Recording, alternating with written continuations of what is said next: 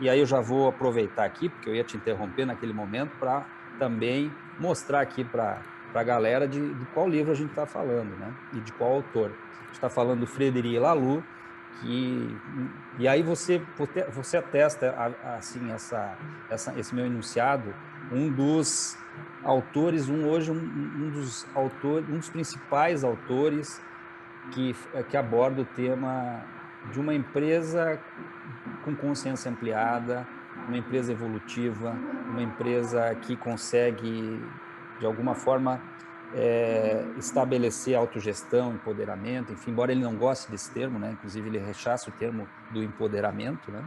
Mas você falava de que ajudava, né, a partir da cuidadoria, né, que é uma iniciativa, a trazer, né, esse referencial teórico para o Brasil. Então, vamos retomar daí e aí a gente bate um papo aí sobre... Maravilha, maravilha. Vou encurtar a história aqui. Obrigado. O livro é esse. E te respondendo, Álvaro, sim, acredito que ele é um dos autores. Esse é um livro movimento, né? Então, assim, o Laloux, ele pesquisou algo que já acontecia e conseguiu traduzir de uma forma... sintetizou muito bem isso. Então, as pessoas conseguiram se conectar com o que já existia de uma outra forma. Então foi mais ou menos, até pegando esse gancho, né? O Laloux conseguiu dar voz a uma coisa que já era um fenômeno, né? Ele observou um fenômeno. E o que a gente queria é trazer esse fenômeno para o Brasil, para a gente poder falar a respeito.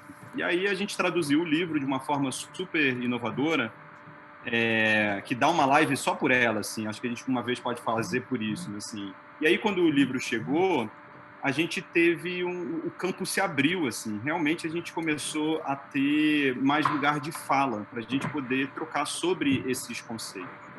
E aí que a minha vida dá essa guinada sei lá, para um foco em cultura organizacional. Acho que a historinha pequena que eu conto eu fazia muita coisa para liderança e eu falava de liderança evolutiva. Então a gente montou um curso para falar sobre líderes e trabalhar a liderança nesse momento de transformação, né? Você pensa isso há uns 5 anos atrás. E aí o que a gente percebia é que a gente trabalhava o líder, abria muita informação, abria consciência, que era um dos movimentos que a gente fazia. E aí eu comecei a perceber que a liderança ia para as organizações com essa consciência ampliada e meio que voltava um pouco machucada, às vezes pior do que estava antes. A verdade é essa. E eu não conseguia entender muito bem. Aí eu comecei com algumas hipóteses. Eu falei assim, talvez a gente não esteja dando as ferramentas, né, a armadura necessária para as pessoas poderem ir para essa interação. E aí a minha teoria de mudança passou a ser líderes com ferramentas transformam organizações que transformam o mundo. Então esse era o meu mote. E se for, a hipótese até se confirmou de certa forma, porque com ferramentas, com estruturas, você consegue informar melhor, você consegue navegar melhor nisso.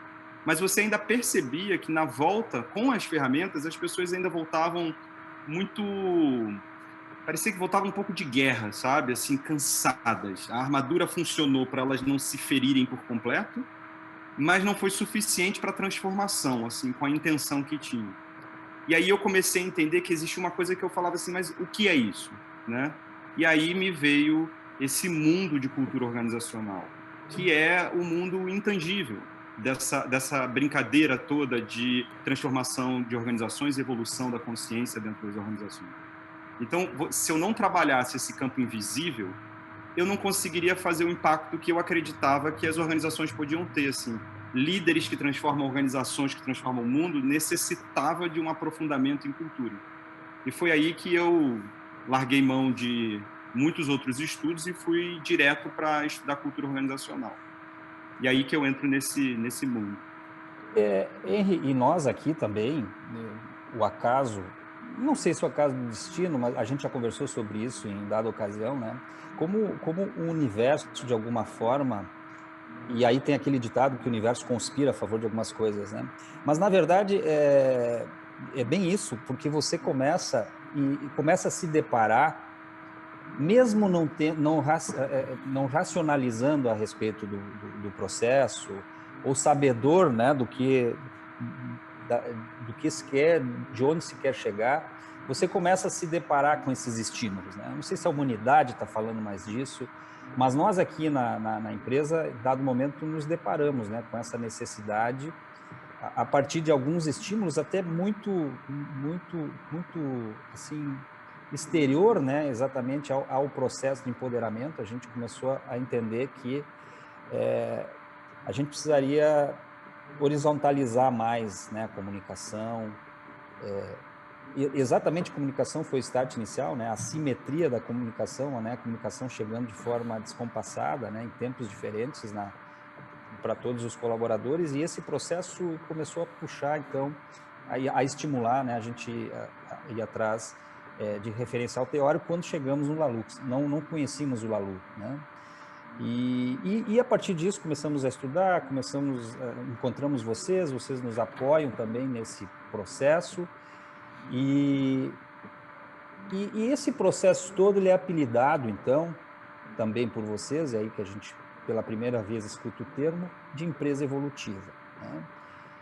E aí eu queria que tu abordasse um pouco isso, porque é curioso, né? Uma empresa evolutiva, por que denominar dessa forma, né? O que é uma cultura evolutiva? O que é evolução? Por que essa chancela? Maravilhoso. Eu gosto do tema. Enfim, a gente pode abrir várias tangentes nisso, né, Álvaro? Eu vou dar a minha visão. Não necessariamente a correta, assim. O livro ela tem uma perspectiva quando fala de propósito evolutivo e vai nessa tangente, que é um propósito que vai se reinventando e que vai se adaptando. A minha visão específica de cultura evolutiva, eu estava raciocinando isso outro dia e me veio um insight, assim. A gente fala de cultura evolutiva, cultura consciente. No final das contas, a gente fala de cultura humanizada, empresas humanizadas. E aí eu estava até falando com uma empresa que fala muito disso e me veio uma informação assim, mas o que é mesmo que a gente está falando nesse lugar, né? Assim, tem um termo meio mago, né? Assim, o que significa isso? E chegou para mim que quando eu cunhava de empresas humanizadas, me parecia, de novo, que a gente voltava para aquele meme que todo mundo fala quando fala de empresas evolutivas, que é organismo vivo. Olhar a empresa, sair da organização como na Revolução Industrial como uma maquinária e começar a ver como um organismo vivo, né? Não é uma visão utilitária da coisa, né? Você, quando olha para uma organização como um organismo vivo, você sente a necessidade imediata de compreendê-la melhor, né? Você está falando agora com um ser vivo. O que pensa, o que fala, o que sente, é uma outra relação com o que você está fazendo, né? Então, vamos pegar essa tangente para ver se eu explico essa minha visão. Quando você tem um conjunto de pessoas, ou seja, uma organização de pessoas, né? Você sai do micro e vai para um macro, uma visão macro. E parece que a gente sempre se perde quando a gente sai para o macro, né? A gente não consegue ver as conexões, a gente não consegue mais ver como um organismo vivo. É só um conjunto de pessoas, né? As relações vivas, as pessoas vivas, os desejos vivos. Então, o que eu percebo que nessa cultura evolutiva, cultura consciente, tem um movimento de humanização. É como se a gente quisesse espelhar a nossa própria interpretação do que é vivo. Então, veja só, tornar uma empresa consciente ou tornar ela evolutiva é trazer propósito, é trazer valor, é trazer princípio, coisas humanas, né? Então, a gente quase que quer espelhar aquilo que a gente consegue se relacionar para que eu tenha uma relação genuína com isso. Eu preciso saber o que sente a empresa para eu me relacionar com ela. Eu preciso saber para que ela existe, para saber se ela se conecta com para que eu existo. Então, quando a gente fala dessa evolução, da humanização, de trazer consciência, é justamente isso, é uma busca constante por valores, princípios e impacto de forma coerente. Você não cessa essa busca coerente. Por isso que é uma evolução consciente. Porque você está consciente no seu processo de existência. Quais são os meus valores? Como é que eu coloco eles para fora? Quão coerente eu estou nas minhas práticas, que são nada mais que os princípios? Entende? Então, para mim, eu traduzo... Acho que a forma mais fácil que eu tenho para traduzir é é sair dessa visão utilitarista para uma visão de organismo vivo. E todo organismo vivo evolui. Por isso que vem com esse termo, né? Acredito que possa ser.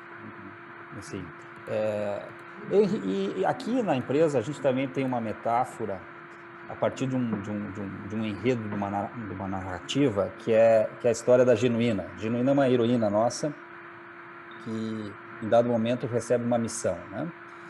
E, como qualquer ser humano, ela de alguma forma, duvida da sua capacidade de poder cumpri-la e tem sérias dúvidas sobre isso. Então, enfim, e aí a história se desenrola ao ponto dela, então, assumir esse desafio e enfrentar, então, a sua jornada, né? E a sua jornada, ela é repleta de perigos, ela é repleta de inimigos, e, enfim, de desafios e tal.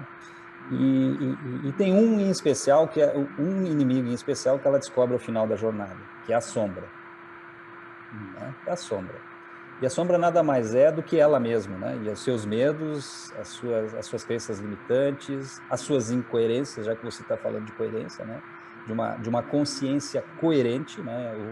O buscar coerência em relação aos teus valores, aos teus princípios. Quais são as sombras desta caminhada aí? Maravilhosa. Eu adoro essa história, essa narrativa que vocês criaram. É genial. E nada mais é isso, né, que, Álvaro, vocês deram vida a uma história de uma organização. A humanização é isso, né? É a genuína passando pelo sua própria transformação do herói, a sua própria caminhada do herói. Muito bonito. Então, quais são as sombras? Né? Para mim, e a conotação aqui não é de um lugar ruim, eu trago minhas sombras. É um lugar de integralidade, integral. Eu sou a luz e a minha sombra, né? Então, eu acho que as duas têm muito poder. Se entrar em dualidade, que uma é melhor que outra, eu acho que você se serra ao meio, assim, e vira meio utópico, passa a não ser real, né? O primeiro ponto que me vem é assim, qual é uma liderança que navega, ou a pessoa que navega nessa jornada, né? É uma busca constante de navegar nas suas próprias incoerências, sabendo que elas são existentes, né? Existe um termo de liderança ambidestra, tá? Que nada mais fala que é conseguir navegar no campo de reatividade e criatividade muito rápido. Então, o campo da reatividade, o que às vezes pode ser visto como sombra, né? É um campo de lógica, um campo de razão, de racionalidade. Não tem nada de errado nisso. Ela tem suas limitações. O campo de criatividade é o campo da divergência, o campo feminino, o campo da criação mesmo, né? Eu sinto que quando a gente fala de sombras e desafios nesse lugar, o principal deles é saber navegar nessa dualidade e não eliminar uma parte de você porque outra parte é mais bem aceita. Entende? Tem lugar nesse caminho de integralidade, deve existir lugar para ambos. Não à toa, um dos principais princípios dessa jornada evolutiva é chamado de integralidade, é o ser completo, é o estar presente por inteiro. E por inteiro eu trago a minha reatividade e a minha criatividade. Então, essa, sem dúvida, é a mola propulsora para que uma jornada dessa funcione, sabe? É um autoconhecimento profundo, uma curiosidade pelo seu próprio autoconhecimento para que você navegue na dualidade com mais maestria. Tá? E se aceite. E se aceite, sem dúvida. E se aceite nessas eventuais incoerências, né? E um aspecto também muito presente hoje nas empresas humanizadas, e talvez tenha a ver muito com esse se aceitar, e tema também de quem fala de empresa humanizada é a tal da vulnerabilidade, né? De assumir a vulnerabilidade. Se aceitar transita por isso, Henrique? Eu acho que essa é a base, assim, né? Ser vulnerável é ser muito humano, né? É justamente você conseguir alcançar um lugar genuíno de você e não colocar um bando de máscara em cima porque você não pode se revelar, né? A força, a potência que uma vulnerabilidade tem, né? É quase mágica, né? Porque o momento que você cria um campo que aceita esse lugar, ou seja, um campo de confiança, um campo de segurança, em que vulnerabilidade é poderosa, e aí está uma questão muito importante. Não é qualquer vulnerabilidade e não é qualquer campo que sustenta uma coisa dessa. Você tem a sombra da vulnerabilidade, que é vitimização, né? Então, sempre tem a dualidade, sempre tem os dois lados. Então, existe uma maestria aqui que você vai adquirindo, né, como organização e como indivíduos, de como é que a minha vulnerabilidade se apresenta como potencial e como é que eu crio campos para que as vulnerabilidades sejam forças e não sejam fraquezas do sistema, né, ou desafios do sistema. Mas eu acho que a gente até está numa jornada juntos, né? Eu acho que esse é o lugar mais desafiador, porque a gente está muito acostumado a mostrar uma faceta, né, da nossa parte, a faceta mais profissional, a menos vulnerável, a que é mais eficiente, porque a gente aprendeu dessa forma e está tudo bem, né? No momento em que alguém te dá permissibilidade, te dá permissão de te trazer por inteiro e falar assim, gente, eu vou começar essa reunião no pior lugar possível. Acabei de XPTO. E ter um campo que vai acolher isso para te trazer de volta, assim, o Henry não está em condição de começar uma reunião. Será que vale a gente ter essa reunião? Né? Em outros modos, sem vulnerabilidade, eu vou entrar, você não vai saber, a gente não vai se conectar, a reunião vai ser horrorosa, porque nem eu e você temos transparência de onde estamos, da nossa disponibilidade de criar juntos. Então, é a arma principal, né? Você vai ver vulnerabilidade, empatia, emoções em tudo que fala de evolução. Henry, mas aí também existe um desafio, né? E o desafio é de conciliar também, né? E aí vamos lá pegar o referencial aí do Laloux, quando ele faz essa linha do tempo, né? Essa linha histórica e fala do nosso DNA histórico, né? Começando e ele classifica as organizações por cores, né? Desde a organização vermelha, passando por uma organização, chegando aos dias de hoje, que são as organizações laranjas, né? Que tem muito esse caráter, né? Essa herança industrial, funcional, que você falou, e que preza muito o processo, que preza muito a entrega, o desempenho, os indicadores de eficiência. E a sociedade, a escola da sociedade é essa escola. Nós somos educados desde muito pequenos a entregarmos resultados, né? Esse é o nosso DNA histórico. E uma empresa humanizada, e aí você traz exatamente isso, ela de alguma forma, e aí eu queria saber de você como conciliar isso, como conciliar toda essa carga de cobrança de resultados, de eficiência, de alta performance, de demonstrativos de resultados, com esta empresa, né, em que talvez esses não sejam os indicadores principais. Uma empresa evolutiva, uma empresa teal, né, essa cor nova, né, que fala dessa empresa evolutiva, dessa empresa integral, né, que inclusive quem sabe, é uma mescla, ela concilia um pouco de cada uma, né? O teal tem talvez essa capacidade de pegar um pouco do laranja, o que tem de bom do laranja, o que tem de bom lá da empresa verde, né? Que o cooperativismo talvez seja uma expressão das empresas verdes, né? Cujo ser humano, vamos para o outro lado também, né? Cujo ser humano, sim,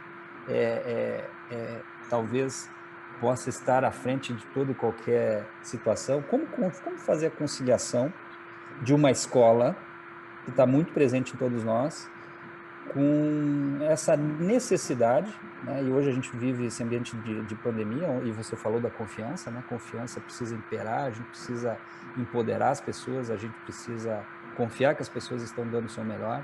Como conciliar tudo isso, Henry? A busca de resultados, todos nós somos cobrados, um líder é cobrado por isso, né? Uma liderança formal, vamos falar assim, e esse aspecto aí que preza essa coisa da vulnerabilidade, essa coisa da integralidade. Maravilha. Eu tenho tantos caminhos para responder, eu não sei qual que é. A primeira coisa que me vem é questionar que resultados estamos falando. Assim. Talvez o primeiro questionamento de tudo que a gente tem que falar nesse momento é: será que os resultados que a gente está acostumado a oferecer é realmente do que a gente precisa? Mas eu acho que essa também é outra live, tá? Eu não quero fugir da tua pergunta, mas me vem nesse lugar, assim. Eu me questiono hoje o que são resultados que regeneram, né? Eu não acho que os resultados que a gente busca hoje em dia são os resultados necessários. Henry, desculpe te interromper aí, mas eu só para pegar esse gancho e também falar sobre isso exige coragem. Também é uma jornada de coragem. Absoluta, absoluta. Aqui é para os corajosos. E corajosa, principalmente. Mas não querendo escapar da sua pergunta, acho que em parte você já respondeu a jornada TEAL, a jornada evolutiva, ela não é, inclusive o verbo TEAL é integrar. Então ela é uma jornada de integração, de integralidade. Então ela é um arco-íris. Não existe uma empresa que é só TEAL. Se ela é TEAL, é porque ela é tudo ao mesmo tempo. Certo? Então, aonde é necessário eficiência, efetividade, e aí você fala uma consciência mais racional, não tem problema nenhum. Você consegue integrar isso ali dentro. A gente tem uma fala normalmente que é bem, para forçar isso bastante nesse pensamento, uma fábrica de bombas, né? Ela não quer ser TEAL, colaborativa, participativa, ela precisa de eficiência e resultado ali, né? Ela não tem chance de erro. Então, você quer uma ordem bem laranja mesmo, né? Vermelha até. Então, de novo, a integralidade do TEAL é a junção de todas essas verdades ao mesmo tempo. Então, isso me leva à resposta que eu tenho para você, assim, existem muitas crenças que precisam ser trabalhadas. Esse lugar de coragem, a primeira coragem disso é de você se deixar revelar as crenças que empacam a gente e que deixam a gente nessa história destruidora, que é a nossa, né? Porque tem algum lugar no cérebro que fala assim, se eu fizer diferente, eu não tenho os mesmos resultados. Aí começam os fatos, todos os números. Quando você começa uma jornada evolutiva, uma jornada humanizada, os números se mostram assim. Eles são melhores. Talvez o que você observe é uma nova forma de fazer. E todo o início dessa jornada de uma nova forma de fazer, porque ela é nova e ela é bem diferente, ela é uma curva J. Ela fica muito ruim antes de melhorar. Eu tava num live agora, foi na terça-feira, com uma grande amiga e foi cliente de uma empresa fábrica, chão de fábrica, né, chamada CPI Tego. Está 2 anos e o resultado veio 2 anos depois. Ela quadriplicou o que eles tinham de maior visão. Quando eu comecei com eles tinham uma visão de vender 500 mil dentro de um time, né? Hoje eles vendem 2 milhões, né? Quando? 2 anos depois. E durante 2 anos, eu e Lívia falamos diariamente não, mas muitas vezes ao telefone, um pouco de frustração. Cadê os resultados? A gente explora tanto a humanização, mas é um processo de reeducação, entende?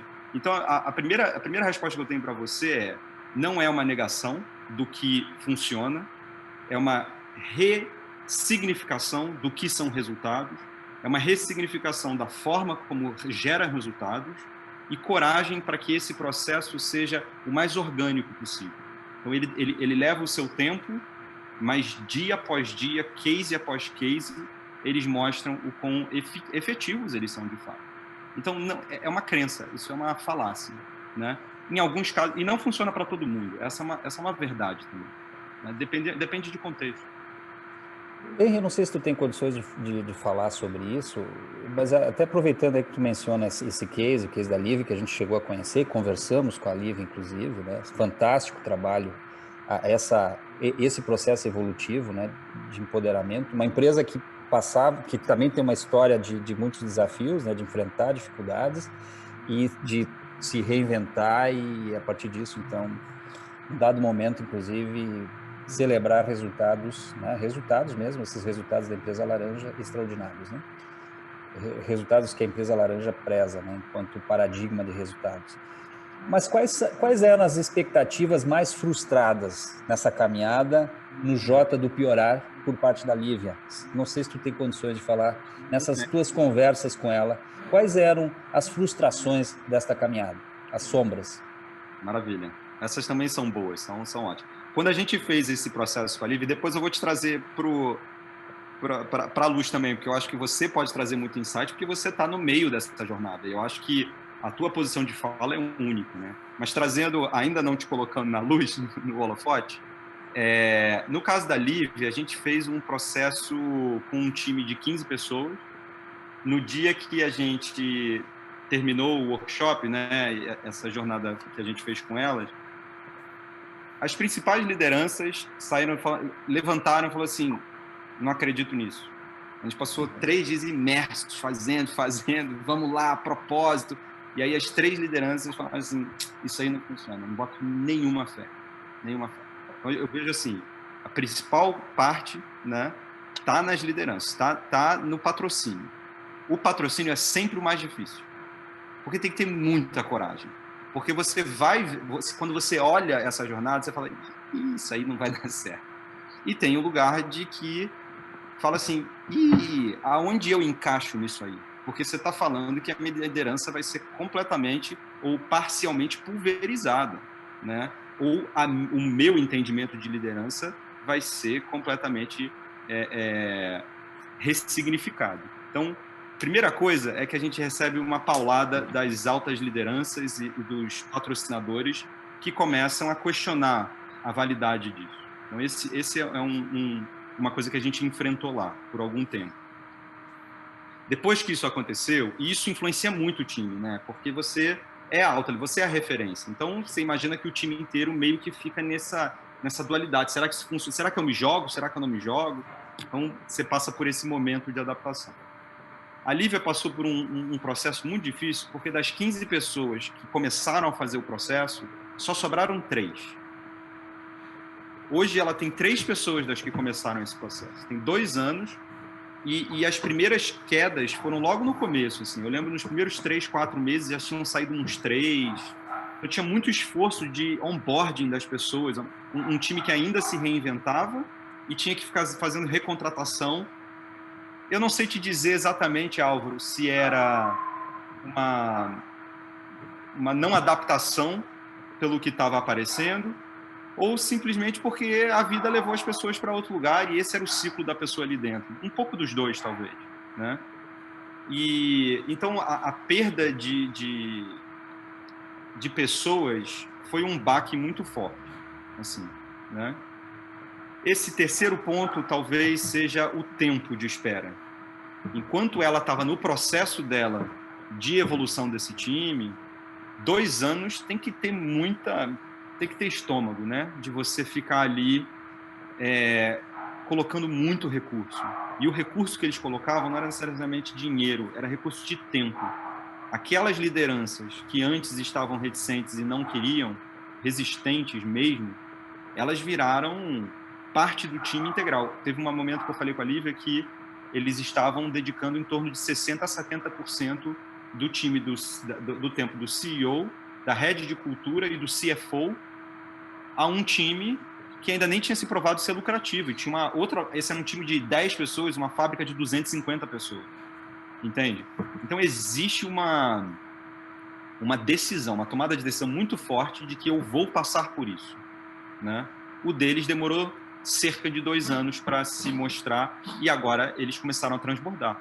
E sozinhos, não tem consultoria ajudando eles.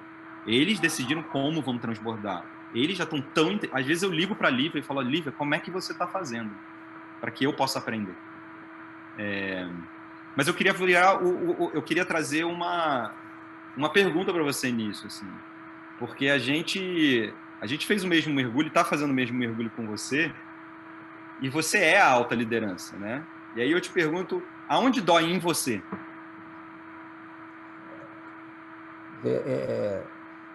Essa jornada, talvez o start lá atrás, né, Henrique, quando a gente começa essa caminhada, as expectativas que surgem, de alguma forma, elas confrontam com aquilo que eu falava há pouco, com a realidade estabelecida, né, com a nossa escola, né? Um dos desafios que eu vejo assim mais intenso, né, nessa caminhada é exatamente os mitos, né, por trás dessa jornada evolutiva, né? Normalmente, o desavisado que fala de uma empresa humanizada, que fala de uma empresa evolutiva, que fala de uma empresa onde existe o processo de autogestão e de ponderamento, talvez ele vê somente nessa dualidade que foi mencionada entre sombra e luz, né? Talvez a gente só enxergue os bônus do processo, né? O colaborador de forma geral, as pessoas que estão inseridas nisso, né? Mas na esteira de toda essa caminhada, há um processo de ampliação da responsabilidade das pessoas. E talvez aí que a equação é mais desafiante, na minha opinião, né? Porque nós fomos educados dessa forma, né? A gente foi educado, eu sempre digo isso, a gente conversou também sobre isso, a nossa educação é um sistema patriarcal, né? A gente foi educado a ter um pai que nos dissesse o que fazer, um professor que nos dissesse o que fazer, um chefe que precisa dizer e assumir a responsabilidade por isso, e essa troca entre esse que diz e comanda e esse que escuta, quase que se estabelece ali um pacto, né?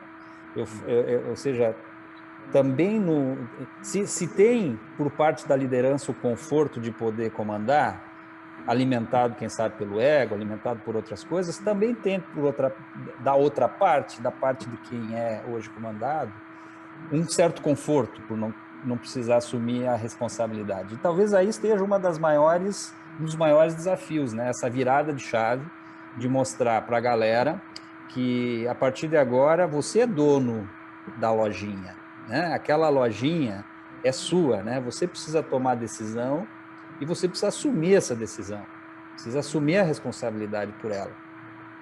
Na minha modesta opinião, claro que existem imensos outros desafios, entre eles, claro, o processo de aculturamento que é normal, que exige, enfim, mas se deparar, Henry, com esse DNA muito forte desse sistema patriarcal, né, que de alguma forma traz esse conforto para o dono do castelo, que é quem comanda, e traz esse conforto lá para o súdito, né, que é o que, na minha opinião, é um grande desafio de uma empresa evolutiva, né? E a jornada faz isso, ela constrói esses muros invisíveis, né? Quem hoje assume uma posição de comando acaba sentando um trono, né?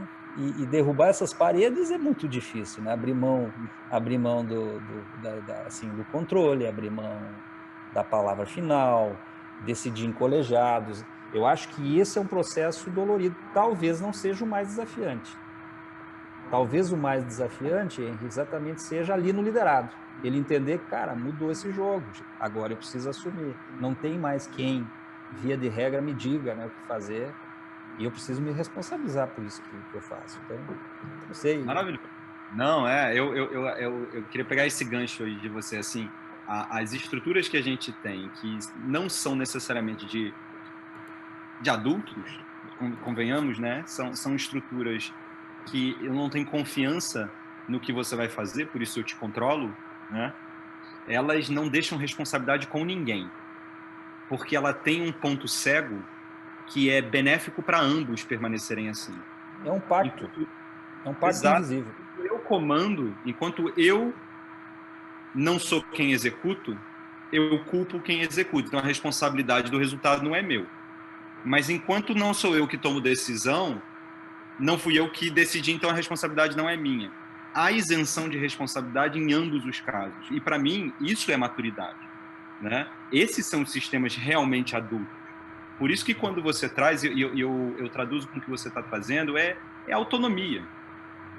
Toda essa jornada, Álvaro, para mim, fala de autogestão, tem diversos termos para a gente fazer.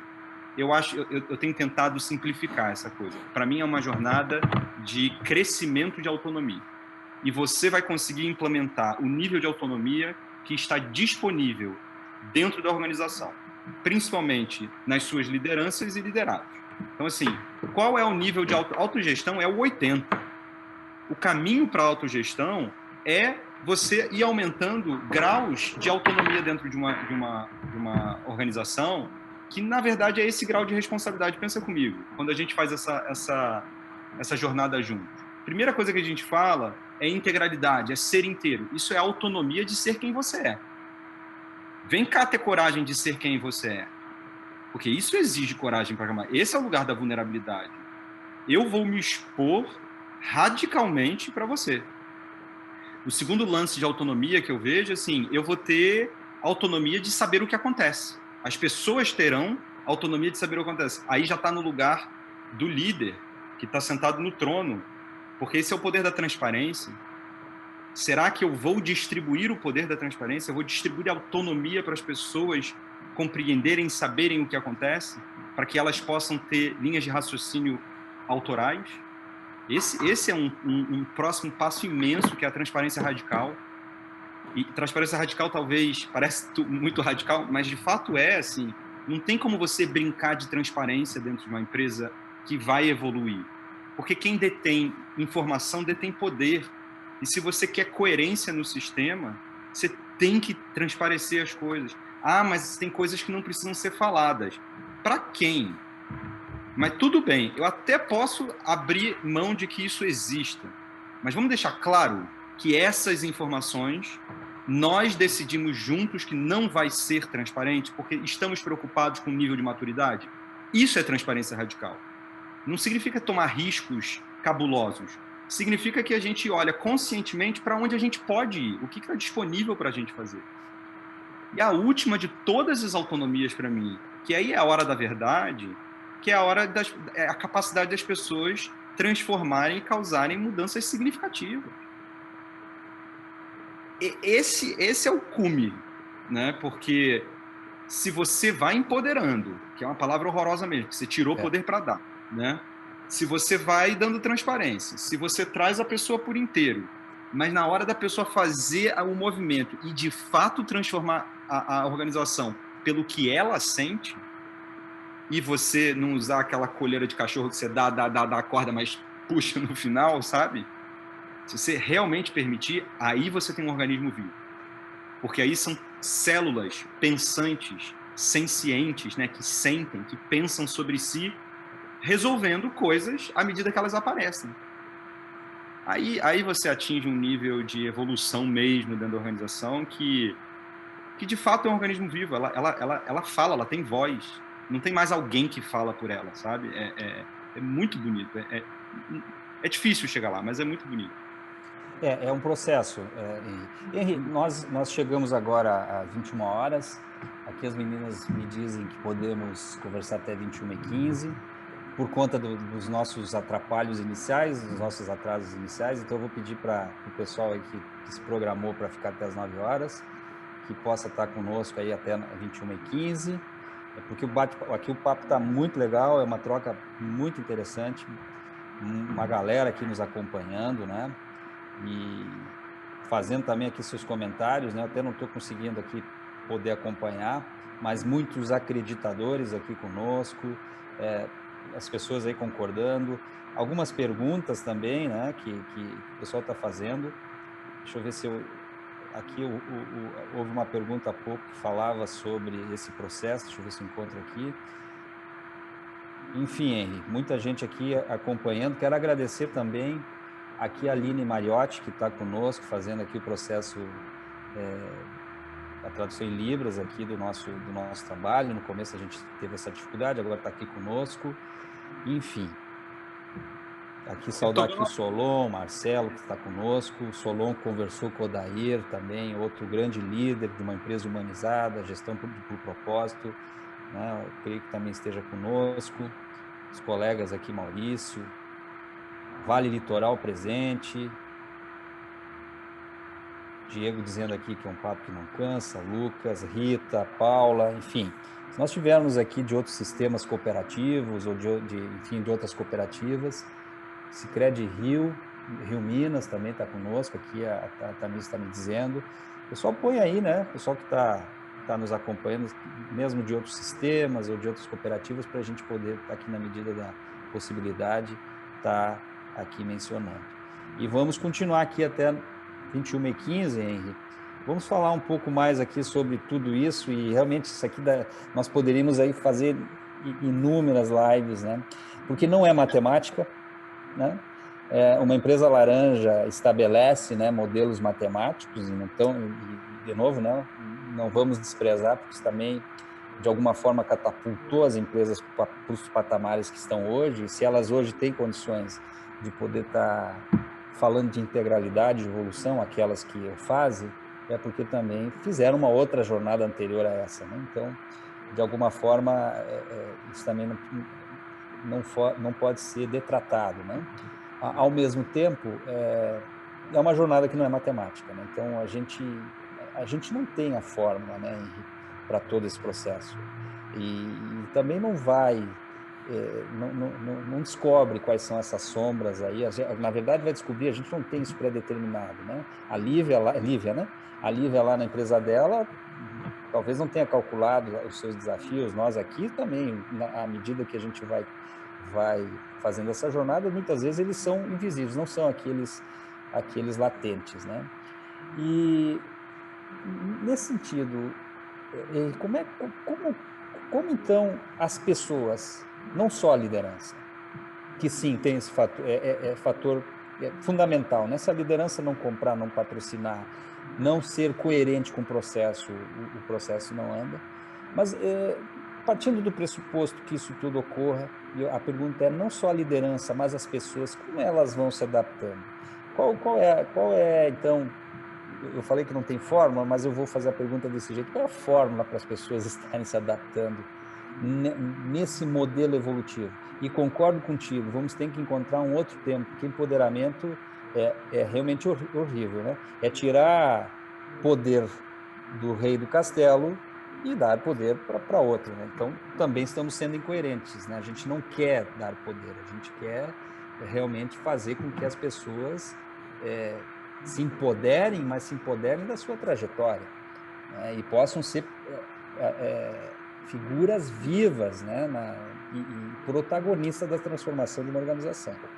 Mas a gente precisa encontrar outro termo. Então, como a liderança e as pessoas se adaptam? Olha, a pergunta que eu tinha uma pessoa, ele é falecido aqui, Oswaldo Oliveira, ele falava muito isso, eu nunca tinha entendido. Ele falava assim: a forma informa.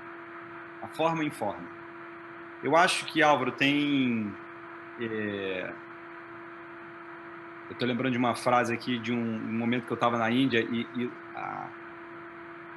o quadrinho em cima do guru falava assim: a verdade é uma, os caminhos são muitos.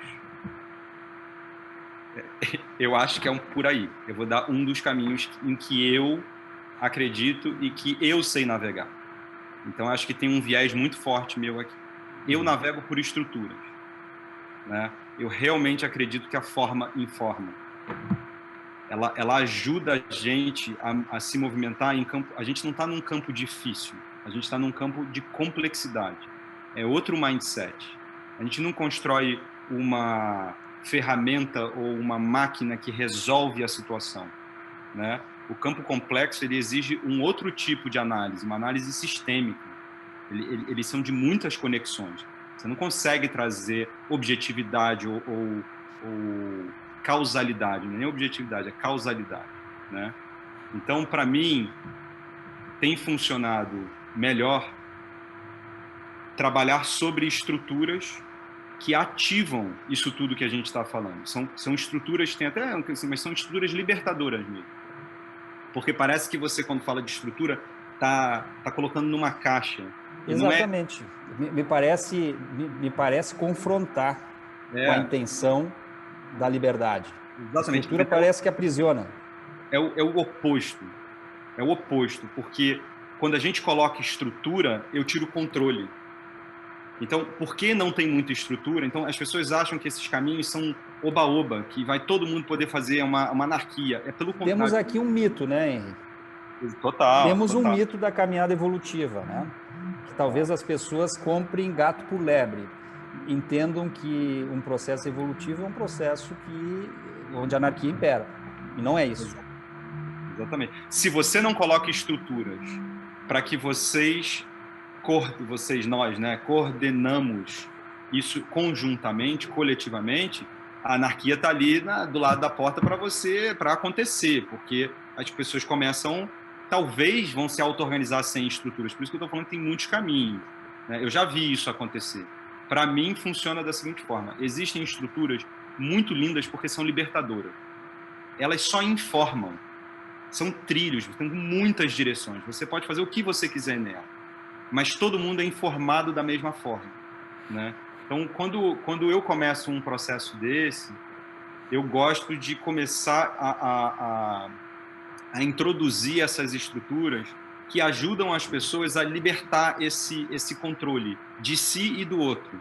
Assim, eu posso, porque existe esse trilho, existe algum nível de limite para que a gente se sinta seguro.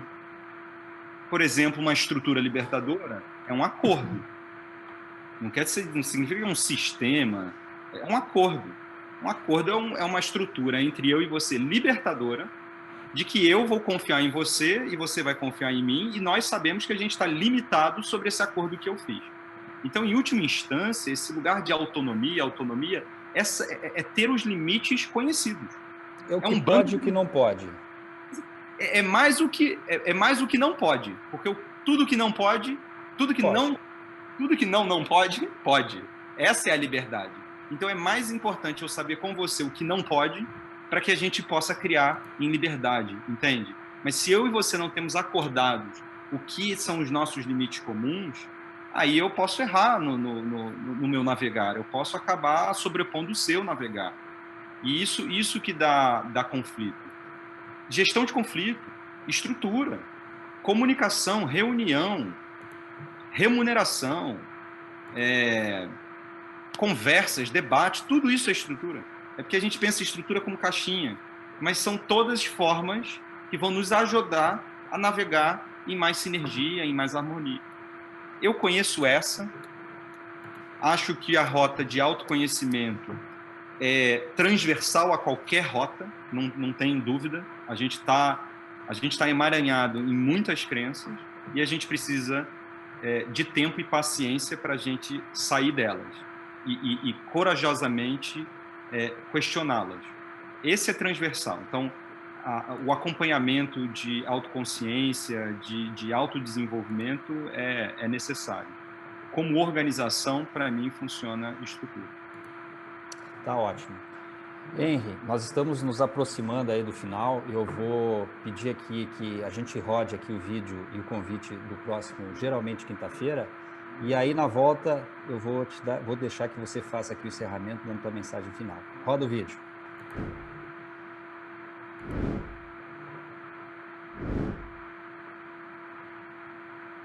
Olá, meu nome é Felipe Flash.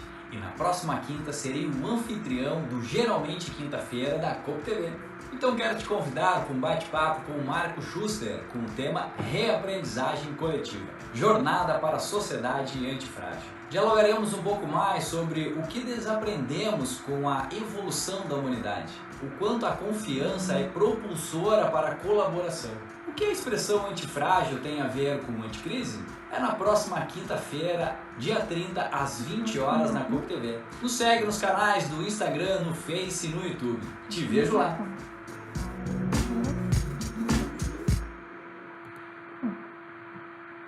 Ok, Henry. Então, Felipe aí fazendo o convite do próximo, geralmente quinta-feira, vai estar conversando com nosso amigo Marcos. E eu queria então dedicar aqui esses minutos finais, Henry, a você dar a sua mensagem, né? Falar, enfim, sempre muito bom conversar contigo.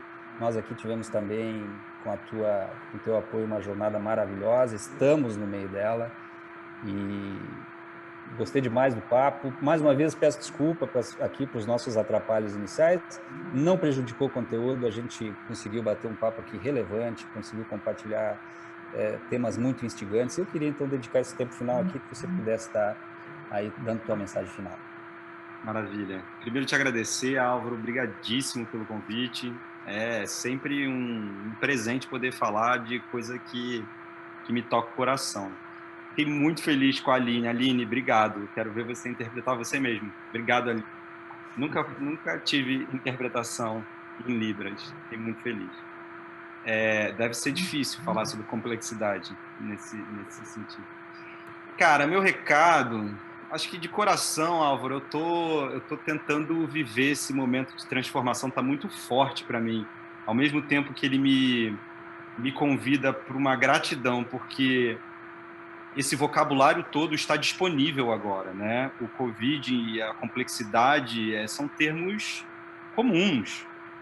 Todo mundo entende o que é complexidade agora. Eu, quando vou fazer uma palestra, não tenho que mais explicar a complexidade, eu coloco a foto do Covid. Então, acho que esse é um convite que, para mim, eu divido. Assim, acho que o momento é de autorreflexão, dos nossos relacionamentos em si. Assim. Eu acho que a organização é um lugar para se olhar, né? Eu tenho muita paixão por olhar para relações dentro de organização. Só que eu acho que isso transborda. Assim. Eu acho que o meu recado ele vai mais para uma questão de humanização da vida. Assim. Que a gente tem que se conectar realmente com o que a gente acredita, com o que faz a nossa essência brilhar. Acho que é hora da gente se preocupar em encontrar o que é essencial para a gente e colocar disponível na vida. Assim. E nas organizações, quando você chega desse lugar de essência, transforma qualquer lugar, seja qualquer tipo de organização. Então, acho que o convite nesse momento que eu divido, que eu estou recebendo, é o que é essencial em mim? O que é essencial em mim que merece ser dividido, assim, que pede para ser dividido? E sorte para todo mundo. Obrigado, Álvaro, de coração. Parabéns pela coragem, por tudo. Obrigado, Henry. Baita papo. Quero te agradecer por poder estar conosco, agradecer a todos aí que nos acompanharam, que foram persistentes aqui nas nossas adaptações. Aliás, adaptação também é uma palavra que deve nos acompanhar. Uma empresa evolutiva, mais do que tudo, é uma empresa que se adapta, né? Então, gente, obrigado. Até o próximo, geralmente quinta-feira, estaremos com o Felipe, com o Marcos. Obrigado, Henry. Vamos repetir a dose em outro momento. Até mais, galera.